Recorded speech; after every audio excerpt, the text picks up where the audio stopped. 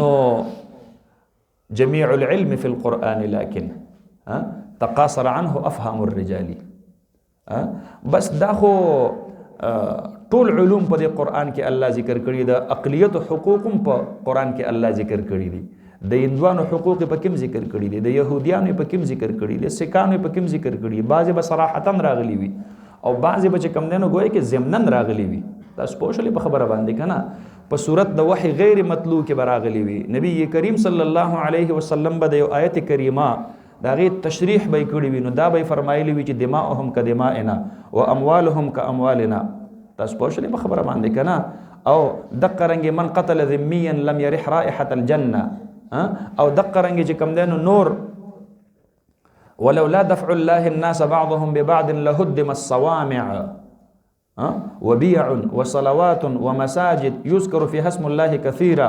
دغه آیت مفهوم او خلاصه دا ده چې د جهاد د وجه نه به د اقلیتي برادرۍ عبادتګاهونه هم محفوظ پاتې شي، ځکه د جهاد په صورت کې به د اسلام بالادستي راشي او د اسلام د بالادستۍ نه وروستو به د اقلیتونو صوامع او بیع او صلوات او مساجد دا به ټول په ټوله د مسلمانانو زیر نگین راشي، نو دا به څه وي؟ دا به محفوظ وي. دا چا ویلي دي؟ دا قرآن ویلي دي. تاسو پوه شولې په خبره باندې؟ نو کو زمونږ چیف جسټس صاحب ته د قرآن علم نه وي نو دا خو د خپل جهالت دی، خو د هغې مطلب خو دا نه دی چې قرآن الله ناقص را لېږلی دی او آیین پاکستان کامل دی. تاسو په دې خبره ورسېدلې؟ د آیین پاکستان دپاره منبع او سرچشمه دا د قرآن کریم دی. داسې نشي کېدلی چې آیین پاکستان چې چا جوړو نو د هغې عقلونه کاملو، نو د دې وجې نه د مسلمانانو د اقلیت و حقوق یې پکې ټول راغونډ کړي دي. او الله رب العالمین العیاذ بالله د هغه عقل ناقصو یا د هغه علم ناقصو یا قرآن الله ناقص را لېږلی دی. اليوم اکملت لکم دینکم واتممت علیکم نعمتی ورضیت لکم الاسلام دینا. اللہ دا کامل مکمل را لے گلے دے، تعلیم بھی ہے، تہذیب بھی ہے، دستور بھی ہے، منشور بھی ہے، قرآن میں پنہا سب کچھ ہے، قرآن سے باہر کچھ بھی نہیں. تاسو پوه شولې په خبره باندې که نه؟ نو دا اوس جاهلان چې داسې یو سړی هغه قاضي القضات شي د اسلامي جمهوریه پاکستان د 23 کروڑو مسلمانانو چیف جسټس شي، چې دته دا پته نه وي چې په قرآن کې د اقلیت حقوق شته دی کو پکې نشته دی. تاسو پوه شولې په خبره باندې که نه؟ نو اذا كان الغراب دلیل قوم سيهديهم سبيل الهالكين. نو بس چې کله کارغان چې کم دی نو ګویا کې د یو قوم سربراه شي نو بیا به د هالکینو په لار باندې ور برابري. نو بس کارغان خو په مردارو پسې ګرځي، چې دا شاته چې کم خلک په ځان پسې روان کړي په مردارو پسې به یې رسوي. نو تاسو پوه شولې په خبره باندې که نه؟ نو خو خیر الحمدلله علماو دغه د خبث باطن داسې جوابونه ورکړل که نه چې بعض کو د غماس په منګل ناس ته هیڅ پروا نه کوم، ما د زړه په غوښو باتوران ورله ساتلی دي. نو بس دی کو د غماس په منګل کې ناستو نو خیر دی کې دي نی مونږ ورلم باتوران ساتلی دي، غم یې مه کوه. او د قاضي قلم چې کله په خرڅېدو شي نو غازیان دی بیا په خپلو تورو باندې کپړې وهي او هغه د صفا کوي، ځکه کوم ځای کې چې د قاضي قلم خرڅ شي نو په هغه ځای کې د غازي توره بیا کار ورکوي. او پاکستان دا خو د غازیانو وطن دی، دا خو د نبی کریم صلی الله علیه وسلم د مجاهد امت وطن دی. او چې نبی مجاهد دی نو امت به هم څه وي؟ مجاهد وي. نبی الرحمت و رسول الملاحم. تاسو پوه شولې په خبره باندې که نه؟ غازي نبی و، امتیانو کې به هم غازیان ډېر پیدا کېږي. نو دا اجهل الناس قاضي القضات، قاضي جسټس فایض عیسی، هغه له پکار داره چې د قرآن کریم مطالعه وکړي. تاسو پوه شولې په خبره باندې که نه؟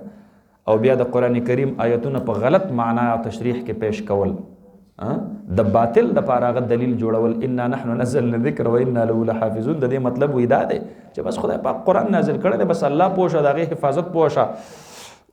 زمونږ او ستاسو وي د دې سره سویمه ده کو قادیانیان تفسیر صغیر تقسیموي نو تقسیموي دي که نه؟ کو په تفسیر صغیر کې قادیانیانو تحریف کړی دی، خرافات پکې لیکلي دي. اما کان محمد ابا احد من رجالکم کې لیکلي دي، یو ستاسو د مکې محمد دی او یو د قادیان احمد دی. نو دا دواړو صورتونو کې د دې نبی چې کم دی نو ظهور شوی دی.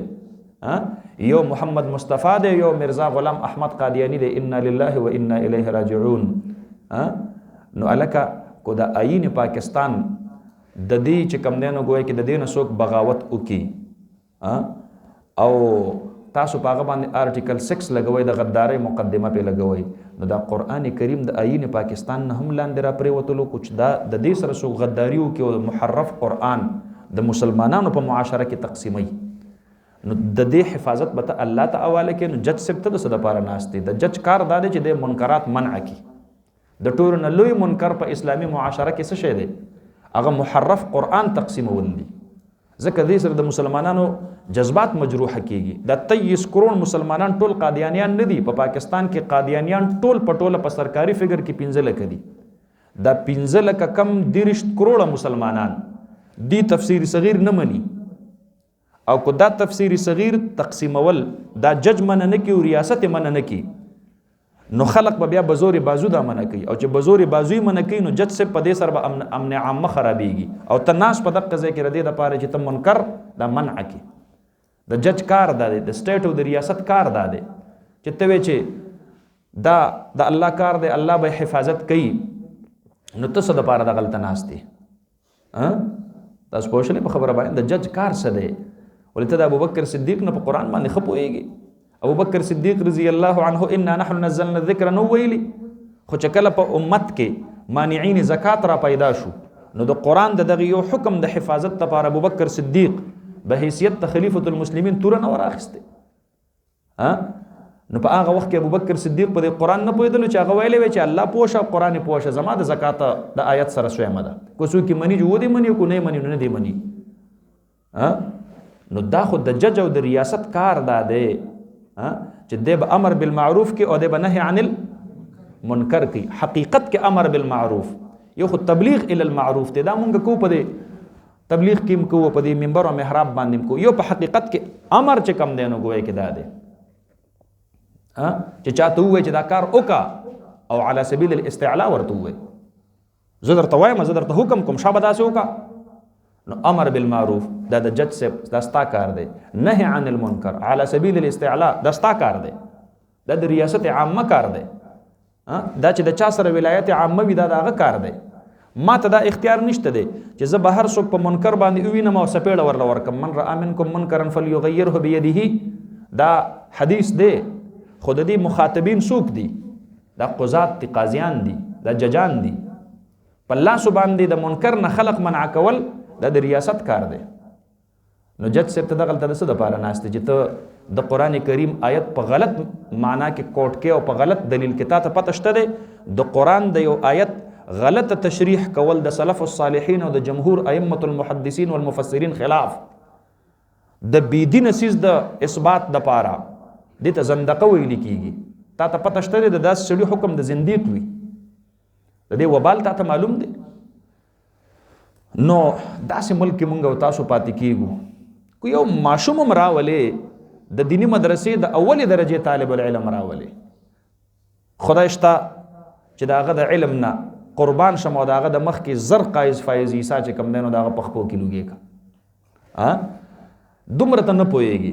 وایي په دغه کې په آئین پاکستان کې د ټولو انسانانو حقوق ته، په قرآن کې د ټولو انسانانو حقوق نشته. استغفر الله العظیم. یا ایها الناس، قرآن مخاطب کوي انسانیت. یو فتنه دلته راوتلې ده، هغه فتنې ته چې کم دی نو هغه ځان ته انسانیت پسند وي، هیومنسټ ځان ته وي. دا ګوره د دې دور فتنې دي ښه، دا به د ځان سره لیکئ، دا به د ځان سره نوٹ کوئ. په تیره زمانه کې چې کم دی نو د هغه وخت فتنې وي، د دې وخت فتنې هیومنسټ ځان ته لیکي. دا هیومنسٹ چې وي دی وی انسانیت سب سے بڑا مذہب ہے. د دې مختصر جملې شاته یو ډېر لوی داستان په پس منظر کې پروت دی او هغه څه دی؟ هغه دا دی چې قرآن او حدیث د دې هیڅ ضرورت نشته دی. انسانیت د ټولو نه لوی مذهب دی. الله او رسول العیاذ بالله دا ډګوسلی دي. جنت او دوزخ دا د دې مولیانو چې کم دی نو عوام په خپلو جالونو کې د راګیرولو دپاره حربي دي. دا دوی دا خبرې کوي. اصل چیز انسانیت دی. والکه انسانیت ته چا وښودلو؟ الله درته ښودلی دی، رسول الله صلی الله علیه وسلم درته ښودلی دی، او قرآن درته ښودلی دی، احادیثو درته ښودلی دی. انسانیت خو تا ته هغوی ښودلی دی. یا ایها الناس، دا اوس وګوره، دا خطاب چاته دی؟ دا انسانانو ته دی. نو الله رب العالمین فرمایي یا ایها الناس، دین تاسو د قرآن عالمگیریت معلوم کړئ چې قرآن الله صرف د مسلمان دپاره هدایت نه دی رالیږلی. قرآن الله رب العالمین د پوره انسانیت دپاره سره لیږلی دی، دا هدایت رالیږلی دی. او کوم خلق چې د انسانیت سره مینه ساتي، هغوی له پکار دا ده چې د قرآن او د سنت سره مینه وساتي، انسانیت به په خپله باندې وپېژني. ځکه انسانیت موږ ته چا ښودلی دی؟ موږ راته قرآن او سنت ښودلی دی، الله او رسول راته ښودلی دی. نو فرمایي یا ایها الناس، ای خلقو قد جاءتکم موعظة من ربکم، په تحقیق سره راغلی دی تاسو ته موعظة نصیحت من ربکم، د جانبه د رب ستاسو نه. موعظه، وعظ، نصیحت، دا چې کوم دی نو ګویا کې موعظه هغې نصیحت ته ویل کېږي چې په هغې کې مقصود د مخاطب اصلاح وي. په هغې کې مقصود څه وي؟ د مخاطب اصلاح وي. هغې ته څه ویل کېږي؟ هغې ته موعظه ویل کېږي. وشفاء لما فی الصدور، او دا شفا د هغه څه دپاره فی الصدور چې هغه په سینو کې دي، د هغې امراضو دپاره کوم چې په سینو کې دي. ستاسو د باطني او د سینو د امراضو دپاره چې کوم دی نو ګویا کې څه ده؟ دا شفا ده. قرآن کریم کې الله رب العالمین د ټولو باطني او امراضو د هغې چې کوم دی نو ګویا کې شفا کې ښودلې ده. یو شفا ده، یو علاج دی. په دې دواړو باندې به ځان پوه کوي. یو شفا ده، یو څه شی دی؟ علاج دی. علاج سره شفا ضروري نه ده. کله کله به ته علاج وکړې خو تا ته به په ښېګړه میلاو نشي. او شفا ویل کېږي ښېګړې ته، خوالي ته، چې بیماری ختم شي او صحت درته میلاو شي. نو الله رب العالمین فرمایي قرآن کریم په دې کې ما ستاسو د سینو د اخلاقی او د باطنی او د روحانی بیمارو دپاره اټل شفا کې ښودلی. علاج نه دی، اټل شفا ده. علاج نه دی. ګورئ ښه، یعنی د دې استعمال او په بدله کې متصل ورسره چې کوم دی نو ګویا کې شفا، دا لازم او ملزوم دي. تاسو پوه شولئ؟ نو قرآن په دې سره به ستاسو د سینې د ټولو نه لوی مرض چې هغه شرک دی او کفر دی، هغه به په توحید باندې بدل شي. نو شفا شوله که قرآن ومنه، نو شرک او کفر به دې ختم شي او توحید به درته راشي. هغې نه وروستو اخلاق دي، اخلاق رزیله به ختم شي او اخلاق حسنه به پکې راشي. تاسو پوه شئ په خبره باندې که نه؟ د دې وجې نه فرمایي دا بغض دی او دا کینه ده او دا دروغ دی او دا چغلي ده، دا حسد دی او دا نفرت دی او دا فلان دی او دا فلان دی، دا ټول شیزونه دا چرته دا خو په زړه کې دننه یې که نه؟ دا اخلاق رزیله دا په دې سینه کې دننه پراته وي. د دې وجې نه الله رب العالمین فرمایل چې قرآن کې ستاسو دپاره شفا ده. شفاء لما فی الصدور. ظاهری آیت نه خدا سے معلومیږي چې جسمانی بیمارو دپاره په قرآن کې شفا نشته دی، صرف د روحانی بیمارو د هغې دپاره چې کوم دی نو ګویا کې قرآن کریم کې په هغې کې شفا ده. خو نور بعضو روایاتو نه داسې معلومیږي علیکم بشفاءین العسل والقرآن. نبی علیه السلام فرمایي تاسو د دوو شفاءینو استعمال کوئ، عسل دی او قرآن دی. نو عسل هم د ظاهري او امراضو دپاره شفا ده او قرآن هم د ظاهري او امراضو دپاره څه ده؟ د هغې دپاره شفا ده. ابو سعید خدری رضی الله عنه فرمایي جناب نبی کریم صلی الله علیه وسلم مبارک ته یو سړی حاضر شو او وی فرمایل ورته چې د الله حبیب په سینه کې مې ډېر غټ درد دی. نبی علیه السلام ورته فرمایل علیک بالقرآن، د قرآن تلاوت شروع کا فانه شفاء لما فی الصدور، ځکه دا شفا ده د هغې مرضونو کوم چې په سینو کې وي. ستا په سینه درد دی، ستا سینه به ورسره الله ښه کړي. دې حدیث نه داسې معلومیږي چې د دې سړي په سینه باندې ظاهري درد و، جسمانی درد و.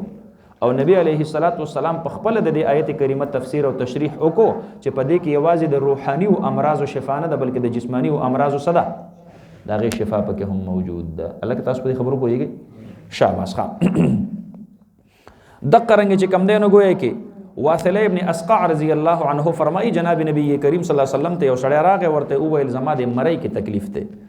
نبی علیه السلام مبارک ورته فرمایل اقرأ القرآن، قرآن کریم چې کوم دی نو ګویا کې تلاوت که فإنه شفاء، ځکه دا قرآن څه دی؟ دا شفا ده. دې حدیث نه معلومه شوله چې قرآن کریم کې الله د ظاهري مرضونو دپاره هم څه پیدا کړی ده؟ شفا پکې الله رب العالمین پیدا کړی ده. تاسو پوه شولې په خبره باندې؟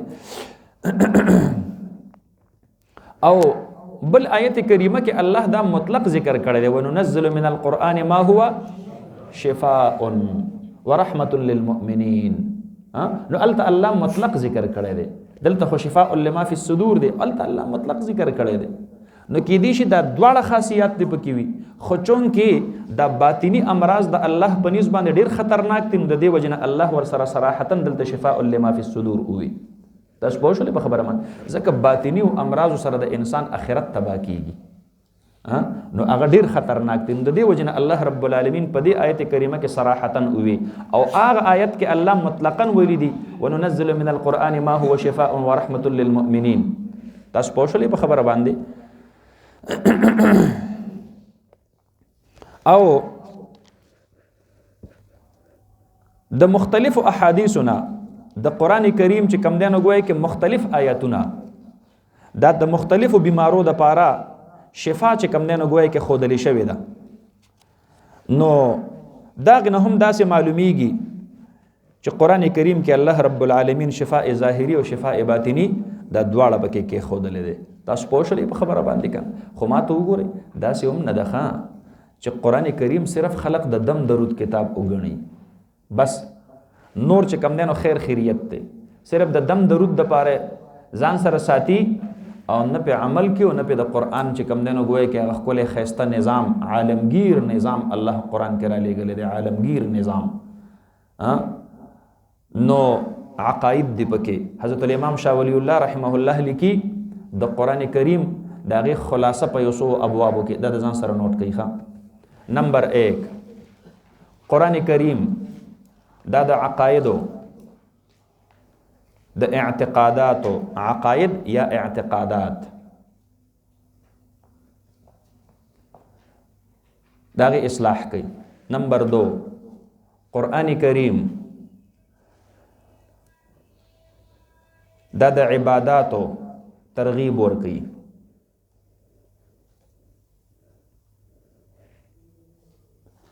نمبر 3 قرآن کریم د اخلاقیات و درس ورکوي، اخلاقیات. نمبر 4 قرآن کریم انسان ته معاشرت خایي، طرز معاشرت، سماجی نظام دا قرآن کې شته دی. نمبر 5 قرآن کریم انسان ته انفرادی او ریاستی تجارت خایي، انفرادی او ریاستی تجارت خایي، دا تا ته تجارت اصول خایي، دا معاشی نظام دی، دا اقتصادی پالیسی دا قرآن کریم معاشی، دا انفرادی او ریاستی تجارت خایي. اور نمبر 6 قرآن کریم دا چې کم دی نو ګویا کې طرز حکومت او اصول سیاست او رموز ریاست خایي، طرز حکومت، اصول سیاست، رموز ریاست دا خایي. نو قرآن کریم د دغه شپږو ابحاثونه د دې شپږو موضوعاتونه بحث کوي، د دغه شپږو واړو نه څه کوي؟ قرآن بحث کوي. دا شپږ واړه تاسو زده کړل؟ ما ته وکښې خلاصه: اعتقادات، عبادات، اخلاقیات، معاشرت، معیشت او حکومت. دا شپږ واړو نه چې کوم دی نو ګویا کې قرآن څه کوي؟ د هغې نه بحث کوي، او دا د انسان د ژوند دا شپږ واړه د انسان د ژوند لازمي حصې دي. ما ته وګورئ دا عقیده، بیا ورپسې عبادت، دا د انسان انفرادي اعمال دي، او دا څلور شعبې چې کوم دی نو دا اجتماعي دي. څلور شعبې څه دي؟ دا اجتماعي دي، ځکه اخلاقیاتو کې ستا د بل سره ډیلینګ راځي او د بل سره واسطه راځي. نو ته چې بل ته کنزل وکې نو په هغې سره د هغه زړه ودرېدلو، دې وجې نه دا په حقوق العباد کې راغلل. ته چې بل ته دروغ ووایې، ته چې بل سره دوکه وکړې، ته چې په بل باندې ظلم وکړې، ته چې د بل غیبت وکړې، ته چې د بل سره ښېګړه وکړې، نو په د دې تعلق چونکې د عبادو سره راغی، نو دا ستا د اجتماعیت چې کوم دی نو ګویا کې د زندګۍ وړمبنۍ پوړی ده. او بیا دا انسان چې کله بلوغ ته ور ورسیږي نو د خامخا بیا کور آبادی ځان له. نو قرآن تا ته دا هم ښودلی دي نکاح د چا سره جایز ده، د نکاح اصول او آداب څه دي، او بیا د هغې نه وروستو ستا له الله ماشومان درکړل، ستا د ماشومانو د تربیت چې کوم دی نو ګویا کې پتا کم حقوق دي، کور کې د مور او د پلار حقوق در باندې کم کم دي. دا معاشرتي ژوند دی. دې ته معاشرت ویل کېږي. تاسو پوه شولې؟ حضرت الامام شاه ولی الله رحمه الله فرمایي چې دا ستا د ژوند څلورمه پوړۍ ده، کتاب النکاح، کتاب الرضاع، کتاب النفقه، دا مونږ تاسو په هدایه کې ویلي دي که نه؟ او بیا پنځمه پوړۍ هغه دا ده چې ته به د دغې خپلو بچو دپاره د دغې خپل مور او پلار دپاره څه کمایي کې، یا به زمینداره کې، یا به تجارت کې، یا به ملازمت کې، یا به صنعت او حرفت کې. نو تا په هدایه کې کتاب البیوع ویلی دی. دا ستا چې کوم دی نو انفرادي تجارت هم دی، او په دې کې د ریاست دپاره معاشي اصول او پالیسی هم شته دی. لکه کتاب الربا چې ته ووې نو تا دپاره په خپل دکان کې سود حرام دی، نو د پاکستان د نورو ملکونو سره په معاملاتو کې سود حلال شو، دا هم حرام دی. پوه شولې په خبره باندې که نه؟ نو ستا د انفرادي تجارت او ستا اجتماعي ریاستی تجارت د هغې د دواړو چې کوم دی نو ګویا کې قرآن کریم کې رهنمایي موجود ده. او بیا د دې نه وروستو ما ته وګورئ دا درې لمحې داسې دي چې په دې کې ستا د حقوق العباد سره تړون راغلی دی. یو ستا معاشرت، دویم ستا چې کوم دی نو ګویا کې څه شی معیشت، او ستا اخلاقیات. نو په دې دریو واړو کې ستا نه کومې کمی کوتاهۍ شوي دي، یو سړي ته ستا د لاسه تکلیف ور رسېدلی دی، نو بیا یو داسې حکومت پکار دی چې هلته یو عادلانه نظام وي او هغه ستا او د هغې سړي ترمنځ فیصله وکړي. نو دغه کې بیا د اسلامي حکومت او عدالت رهنمایي بیا تا ته شریعت مطهره درکوي. نو که تا وړوکی جرم کړی وي نو تعذیر به درته میلاو شي، او که تا لوی جرم کړی وي نو حدود الله به در باندې قایم کړلی شي. تاسو په دې خبره ورسېدلی؟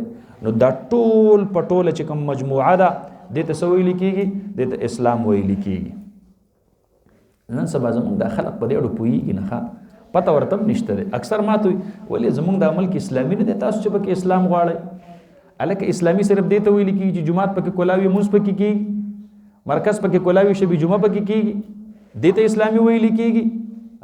ستا د معیشت فیصلې د قرآن نه په بغاوت مبني دي، ستا د عدالت نظام د قرآن نه په بغاوت مبني دی، ستا د تعلیم نظام د قرآن نه په بغاوت مبني دی، ستا د ملک داخله او خارجه پالیسیانې د قرآن نه په بغاوت باندې مبني دي. دا د اسلامي ملک پالیسی ده چې د اسرائیلو سره چې کم دی نو ملګرتیاګانې کوه، او د فلسطینیانو د هغې اړو تپوس پوښتنه مه کوه، چې چا یې وکړل نو بیا هغه له سزا ورکوه. مولانا صاحب په پاکستان کې واحد هغه سړی و چې د ټول امت د طرف نه د فرض کفایي په طور باندې حاضري هلته وکړله، او لاړ د ټول پاکستانیانو هغه مالی تعاونونه وړل او هلته د حماس مجاهدینو ته حواله کړل. اوس هغه ته سزا میلاو شوله. هغه ته وایي تاله دا سزا ځکه مونږ درکړلی شوله چې تا د فلسطین د مسلمانانو ولې مرسته وکړله. انا لله و انا الیه راجعون. په اسلامي ملک کې د مسلمان مرسته کول چېرته جرم وي؟ دا خو اسلامي ملک نشو. اسلامي ملک به دا الوي چې کله د فوج چې کم دی نو ګویا کې د بیت المقدس نه غیر چاپېره پهردارۍ ته ودرېږي. اسلامي ملک به دا الوي. ښه شاباس. نو الله رب العالمین دې زموږ د خلقو ته هدایت نصیب کړي. نو بس اوس څه ووایو؟ نو فرمایي یا ایها الناس ای خلقو قد جاءتکم په تحقیق سره راغلی دی تاسو ته موعظة نصیحت من ربکم د جانب د رب ستاسو نه، و شفاء او شفا لما د هغې مرضونو دپاره فی الصدور چې په سینو کې دی، و هدن او هدایت دی، و رحمت رحمت دی للمؤمنین د مؤمنانو دپاره. قل وایه ای حبیبه بفضل الله و برحمته، په فضل الله رب العالمین باندې، و برحمته او په رحمت الله رب العالمین باندې. فضل نه مراد څه شی دی؟ عبدالله ابن عباس رضی اللہ عنہما فرمائی فضل نہ مراد قرآن دے، رحمت نہ مراد نبی کریم صلی اللہ علیہ وسلم دے. عبداللہ ابن مسعود رضی اللہ عنہ فرمائی فضل نہ مراد ایمان دے، رحمت نہ مراد قرآن دے. حضرت انس رضی اللہ عنہ فرمائی فضل نه مراد قرآن دی او رحمت نه مراد اهل قرآن دی. بفضل الله وبرحمته حيث جعلنا الله من اهله. الله رب العالمین مون او تاسو د حاضرین هم د اهل قرآن نه وګرځولو. ټول وای الحمدلله. نو دا درې واړه تفاسیر به تاسو د ځان سره نوٹ کړئ ښا. قل وا اے حبیبا بفضل الله بفضل الله رب العالمین باندې و برحمته او پر رحمت الله رب العالمین باندې فبذلک فلیفرحوا پس په دقه مذکور باندې دوی د خوشحالي اختیار کی. فلتفرحوا په ځای باندې الله وی فلیفرحوا دا ولی فلتفرحوا کې به صرف ګمان راتللو زما محبوبه د مخاطبین صحابه ته وایا صرف دی په قرآن او په حاملین قرآن جوړېدلو باندې خوشاله شي. رستنی امت به د فضیلت نه محرومه کېدلو. فلیفرحوا چې الله وی نو غایبین په ټول پټول شو دا پکې را داخل شو. د قیامت د ورځې پورې چې څوک هم قرآن ته ناست وي د قرآن زده کړه کوي کو نارینه وي او کو زنانه وي الله فرمایي وی زما په دې فضل او په دې رحمت باندې د دې خوشحالي اختیار کی ټول د زړه د اخلاص وي الحمدلله حيث جعلنا الله من اهله. موږ الله د اهل قرآن نو ګرځولو. نو فرمایي هو خیر دا قرآن ډیر بهتر دی مما د هغه سنه یجمعون چې دا خلق را جمع کوي پیسې را جمع کوي کورونه را جمع کوي دولتونه را جمع کوي عہدې را جمع کوي منبرې را جمع کوي. دا قرآن دا ټولو نه څه دی دا بهتر دی. ما ته وګورئ ما ته څوک کله کله وایي یاره مفتي صاحب بس دا ښه ونه شو چې تاسو چې کم دی نو ګوایي کې فیل شولی نو زه ورته وایم هلکه مونږ خو خوشحاله یو مونږ خو د حق په لار کې ولاړ یو. عامو مسلمانانو ته مدعوت ورکو چې دا عالم ملګرتیا وکړي د دیندارو خلقو مرسته وکړي. خبره چا او نه منله مونږ کامیاب شو چې چا او نه منله هغه خلق څه شو هغه ناکامه شو. تبلیغ والی چې په چا پسې ګشت لاړ شي او ورته وي الله خوشحاله که منزل راشي او مازه نه وروسته به د دین خبره کېږي او هغه سړی نه منزل راشي او نه د دین خبرې له راشي نو دا تبلیغ والا کامیاب شو. دا چې څوک منزل او د دین خبرې ته کېناست دی ناکامه شو. تاسو پوه شئ په خبره باندې که نه. باقي دنیوي مراتب زموږ مقصود نه دي. امپیتوب بسئ 15 کاله پس به ریټایرمنټ وي که نه. نو دا لفظ مولانا چې د چا سره ولګېدلو دا د امپیتوب نه لوی منصب نه دی. دا حافظ صاحب او دا مفتی صاحب دا لوی منصب نه دی. په دې کې سابقه مفتی صاحب چرته وي سابقه مولانا صاحب چرته وي سابقه حافظ صاحب چرته وي. دا خو لایف ټایم عہدې دي د خدای مسلمانانو او دا موږ له الله رب العالمین را کړي دي. او د پاکستان زر منبرې دا چې اوس د قرآن کریم ته ناست ما د پاکستان زر منبرې د قرآن کریم د یو لمحې نه لوګې شه قربان شه. دا ډیر لوی منصب دی. دغه خو د ضرورت د وجنه مونږ د الله د هغه سوال نه یریږو چې الله روز محشر زمونږ نه پوښتنه وکړي چې اهل باطل ټول په میدان کې ولاړو اهل حق تاسو ولې په ګوټونو باندې نه نوتی وای تاسو د قوم نه یریدئ تاسو د هغې د لعن طعن نه یریدئ. مونږ د دغه سوال جواب د پاره خپل حق ادا کو مونږ خپل ځان مخې ته کو او د قوم چې دغه خلک خوښ دی چار دی خشي فانما علیکم ما حملتم وعلیهم ما حملوا. بس دې خلکو چې کوم سیزونه په خپل ځان باندې مشران کړل او د هغې وبال جان به هم د دې په اوږو باندې چې څنګه قومي بس هم دقه شانتې څنګه غري دغه شانتې کربوړی او بل ورځ مې لیدل زموږ وزیر اعلی صاحب دقه شانتې د بوتل د پاسه وده دی ښه دا اوس نوی چې کوم وزیر اعلی راتلو والا دی ما وی دا د قوم د اعمالو نتیجه ده. دا قوم دقه شانتې دی الله پم بوتلی چې کوم دی نو وزیر اعلی راوستلو. تاسو پوه شئ په خبره باندې که نه. نو بهرحال هو خیر مما یجمعون. الله فرمایي دا قرآن او اهل قرآن جوړېدل دا د خلقو د منصبونو د دولتونو د عہدو د ارسنه چې کم نه ګوای کې ډیر زیات بهتر دی ښا. نو فرمایي قل یا حبیب ارایتم ما انزل الله خبر را کوي ماته ما انزل الله لكم من رزق هغه څه چې نازل کړي دي الله رب العالمین ستاسو د پاره د رزق نه. نو ما ته وګورئ الله را کوز کړي دي ستاسو د پاره د رزق نه یا په اسباب ظاهره سره او هغه څنګه تاسو له الله رزق د بر اسمان نه را کوز کو څنګه په باران سره په نور سره په سیلۍ سره په سپوږمۍ سره په پرخ سره په ګرمۍ سره په یخنۍ سره دا ټول د بر نه راځي کنه دا اسباب ظاهره شو.